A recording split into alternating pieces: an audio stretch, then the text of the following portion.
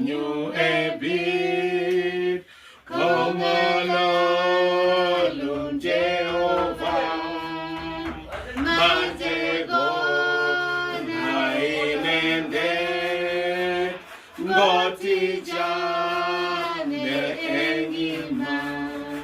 Baba Mwenyezi na mwenye rehema, bariki jamii hii ya mtumishi wako Mzee Rogony pamoja na mama hata na watoto. Baba mwema, tunaposikiliza neno lako tunaomba unene pamoja nasi. Kwa Yesu Kristo Bwana wetu. Amen. Uketi chini tafadhali. Katika kitabu cha Zaburi ya 73 na mstari wa 28. Zaburi ya 73 na mstari wa 28. Biblia inasema Bwana yu karibu.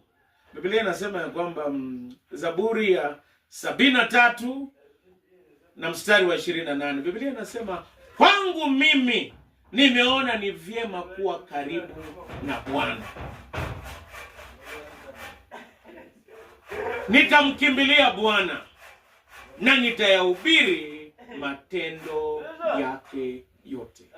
Kwa hii dunia sijui ni vizuri kuwa karibu na nani. Wengine wanasema ni vizuri kuwa karibu na pesa. Lakini hata pesa saa zingine inaweza kukununulia kitanda na ikose kukununulia usingizi. Pesa saa zingine haiwezi kutatua shida zako zote.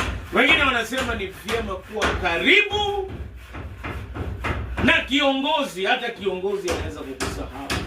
Daudi anaandika na kusema ni vyema kuwa karibu na Bwana, hasa wakati huu mgumu wa kupoteza mpendo wetu. Ni vyema kuwa karibu na Bwana kwa sababu yeye peke yake ndiye anaweza kutupa msamaha. Yeye peke yake ndiye anaweza kutupa amani.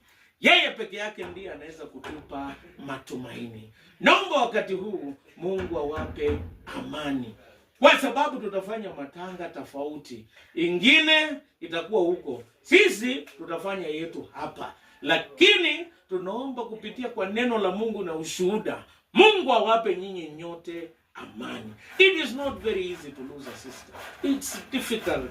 It is painful. Hata mtu akisema anaelewa, kuna mtu anaelewa. Lakini mkiwa karibu na Bwana, najua atawapa amani, atawapa matumaini, atawapa na nguvu. Jambo la pili, nimemfanya Bwana kuwa kimbilio langu. Biblia inasema nimekukimbilia ewe Bwana ili nisiaibike milele. Mungu hatawaibisha, atakuwa pamoja nanyi. Jambo la pili ni jina la Yesu.